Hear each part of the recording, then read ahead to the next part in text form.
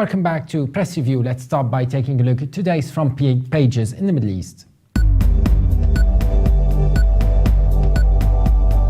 Starting in Iran, the Tehran Times leads its front page reporting that Chinese Defense Minister Chang Wanquan has called Iran a strategic partner of China, saying the two countries will witness close defense cooperation in the future. It also reports that the provincial governor of Homs has said that according to an agreement with the Syrian government, opposition militants will leave the old city of Homs in 48 hours.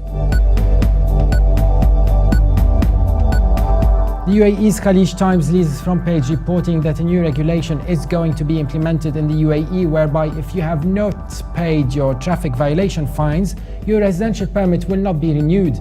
The paper also reports that Palestinian President Mahmoud Abbas held positive talks with Hamas chief Khalid Mish'al in Doha in the first meeting since the rival movements signed a surprise unity deal last month.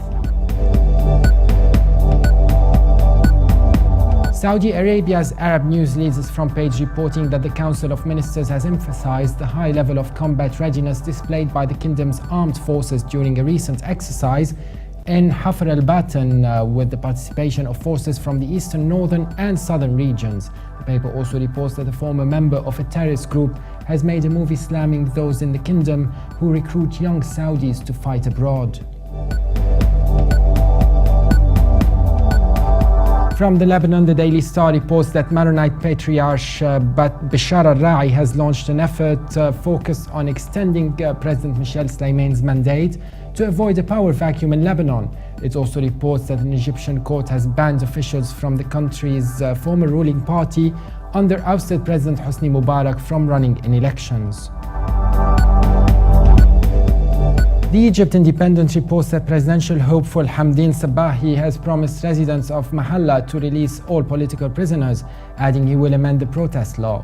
It also reports that Boko Haram has claimed the abduction of hundreds of schoolgirls in northern Nigeria that has triggered international outrage, threatening to sell them as slaves. Now let's take a look at the top Middle East news from UK papers.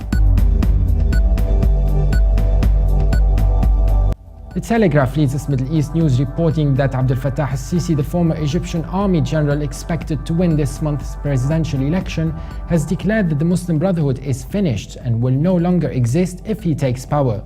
The paper says his comments signaled an intent to continue the military's crackdown on the banned Islamist movement.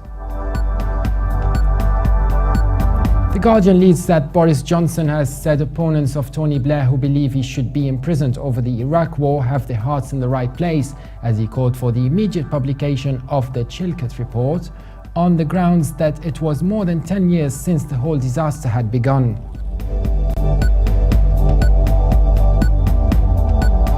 And now let's have a look at the top Mideast news in international papers.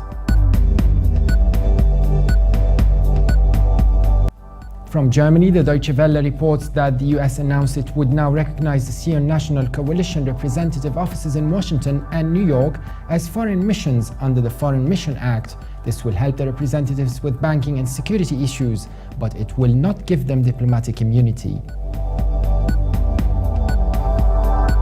China's Global Times reports that Syria's parliament speakers said they had sent invitations to the parliaments of Russia, China, India, South Africa, Brazil, Venezuela, Cuba, Nicaragua, Bolivia, Ecuador, and Armenia, requesting them to dispatch parliamentarians and election experts to follow up on the upcoming presidential elections in Syria. And finally, the Washington Post reports that gunmen in Yemen's capital opened fire on 3 French security guards working with the European Union mission on Monday, killing one with some 10 gunshots and wounding another.